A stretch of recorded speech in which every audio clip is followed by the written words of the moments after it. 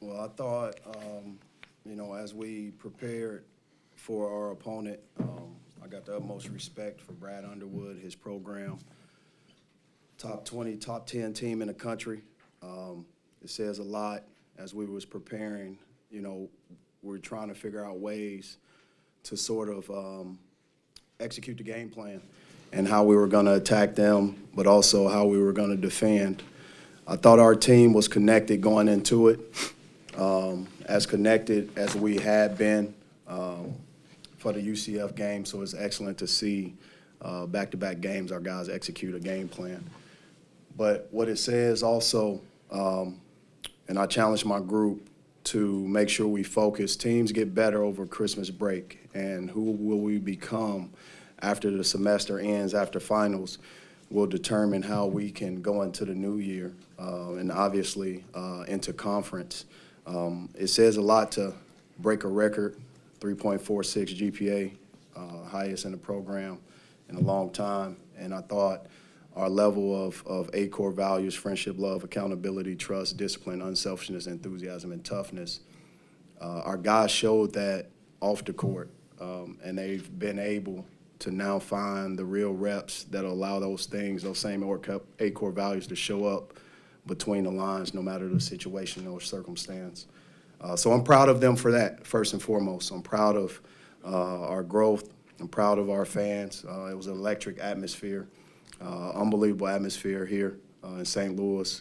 I'm thankful that our fans got here through the weather. My family wasn't able to get here.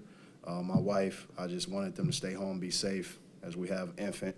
I didn't want them to get stuck on the road. So, it's just one of those things, man, and I think our guys deserve this moment. They deserve everything that's coming their way, and I'm proud of them. Questions? Dennis, especially the first 25 to 30 minutes, do you feel like that's about as well as your team can play? No, we didn't play well, and I'm dead serious. I don't think we played well, and I'll continue to challenge my guys on executing the things we need to execute. For a full 40 minutes, we did not play well, and I'll continue to say that. We're obviously excited about the direction we're going, but there are small things that you may not see with the naked eye that I see that we did not execute in a great way. And I'm going to continue to challenge our guys. I'm not going to let them be complacent or on anything. I'm proud of Kobe being able to have a breakout game, which was coming for him. I just saw a level of focus that he had to be able to come out here in this moment, Braggin Rights game, to be the most I think it was the most points by a Mizzou player in this game ever, which is tremendous. But I'm proud of the 8 assists. I'm proud of the 5 rebounds. I'm proud of the level of focus that he had. And you got a 4.0? Yes, sir. Yeah, I'm proud of the 4.0 GPA. So let's not think about those other things that give kids confidence. And I think that 4.0 GPA gave him a little confidence. I thought he was going to go for 40 for a second. And same with D'Moi. 3.5 GPA? Yeah. 3.5 GPA or something like that. He came out unbelievable. So I got to debrief and see. I thought Illinois forced us into some turnovers where we wasn't focused how I thought and wanted us to be focused. But also I'm just proud of the moment and obviously what our guys have stood for thus far. Kobe, just how motivated were you to have a big game in a big game like this? That means a lot. Oh man, I kind of approached it like every other game. Just wanted to come out and win, just come out on top as a team. If it, the ball went in for me tonight, so I'm happy for that. But I just want to win really. And you have 4 steals.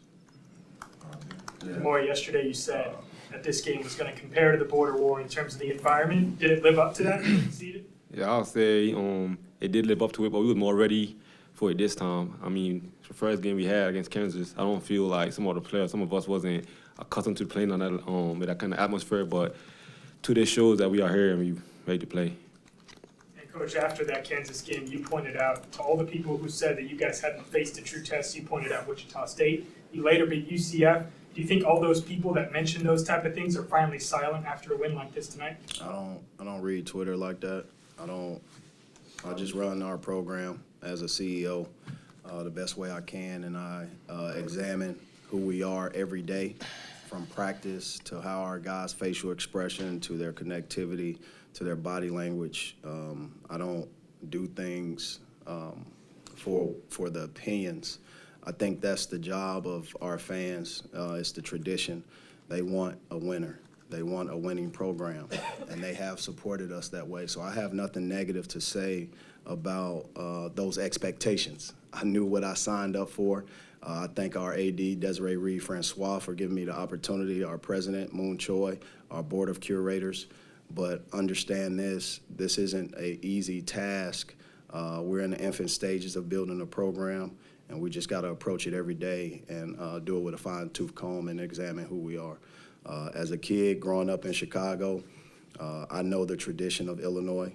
I know the tradition of this game. My high school coach has coached several players that played at Illinois, George Stanton, who was a longtime assistant coach at Simeon High School, Nick Anderson, Deion Thomas. I can go down the list of guys that he coached, Jelani Boleen, that played at Illinois. So I grew up watching that program. I have friends in that program. But ultimately, you have to look at and respect what Brad has done over his career and what he's done to revive and continue the tradition.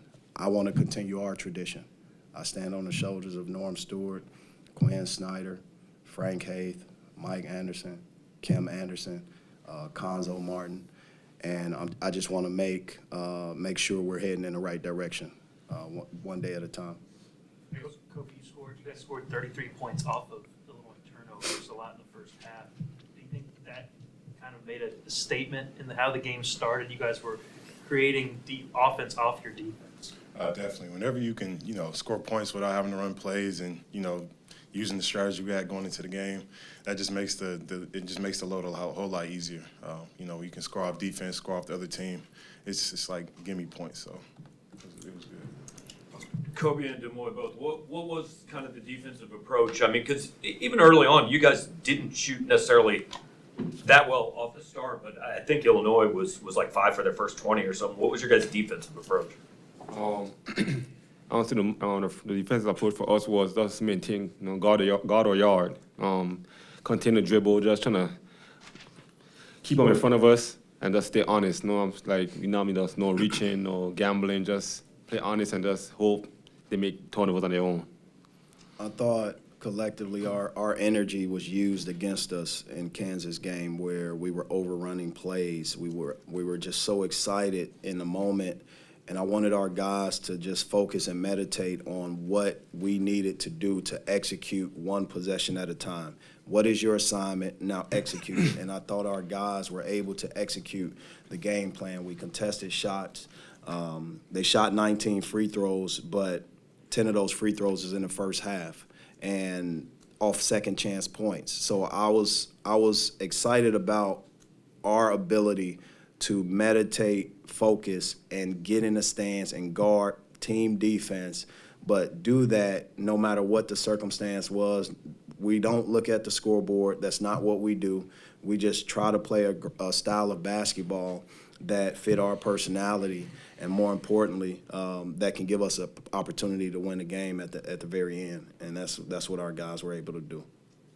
Dennis, I know you and Illinois both have a lot of new players that kind of had to try to get to gel quickly. How have you approached that with your roster, getting everyone to gel and combine quickly? Well, ever since, you guys got to understand this, at the age of 18, when I was a player at Cal, I told a gentleman, I said, when I become a head coach, I want you to work with my team. And before I even told my wife I had the Cleveland State job, I called Dr. Joe Carr, sports psychologist. He's sitting back there in the room right now. I called him, and he cleared his entire schedule.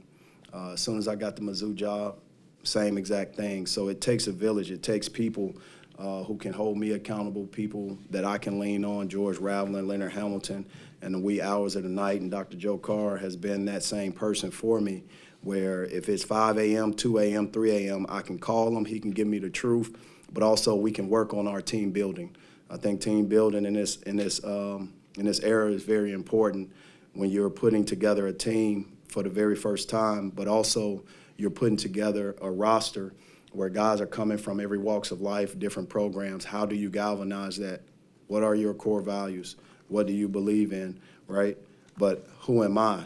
I have to be able to break down the wall of transparency and allow my guys to get to know who I am and my expectations, but also pushing them toward their dreams and aspirations. And that's what we've done. It's shared suffering, no doubt about it, but it's also connected in a way that we depend on each other. His future is in his career too, and his future is in his career. And you have to understand our entire team's future is in each other's performance, practice, on and off the court, in the apartments, everything that we do. What will we say 20 years from now when it's all said and done, right? I want these guys to be able to stand in each other's wedding. I want to be able to sit behind their parents on their wedding day. But more importantly, I want them to understand I'm here for forever, and that's part of the transparency and relationship that I have with them. I tell them I love them more than they probably have ever heard it in their life, and I literally hug them more than they probably have been hugged. And ultimately, they're giving me everything that I'm giving them, and I appreciate them for that in this time frame. But I'll say this: we hadn't played well yet, and I'm expecting more. Kobe, you're shooting over 40% from three this season. How much have you worked on your outside shot, and what's helped you knock down so many this year? Man, a lot. Ever since, really the end of last season, it's really been a big focal point of mine. In high school, I was a great shooter. I just didn't make a lot of shots my first couple of years, but just confidence, just having that confidence to know my teammates want me to shoot the ball, my coach wants me to shoot the ball. He gets on me when I don't shoot the ball, so just having that backbone, it's hard to miss when you have so much confidence behind you. These two guys are elite players, and they have a future, and they'll get their name called. Somebody will figure it out, how good they are. And, sit me down, interview me. I will let you know how good these guys are, but also the other guys who make them look good. We have several guys in our program that'll play at the next level, and I just want them to be able to pursue their dreams while keeping the priority of Mizzou basketball at the very focal point, and that allowed them to catapult into that next phase of their life. Kobe worked his behind off this offseason. I've asked him to do more leading. He's a captain for us. He's an introverted person, but I expect him to continue to talk more. I'm not satisfied with his leading. I think he has to give more. And he knows that, and I'll continue to challenge him in different ways, from talking to being more assertive. And I thought we saw a fraction of his assertiveness today. And D'Moi Hodge the same way. These guys are great guys, and they sort of want everyone to be successful around them. Sometimes there's a healthy way of being selfish, and I expect these guys to be unselfishly selfish.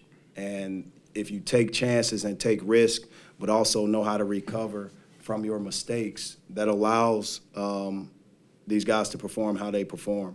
And there's no doubt about it. Kobe, yes, he shot at a different percentage, but I'm excited about D'Moi's percentages too, but also how they share the ball.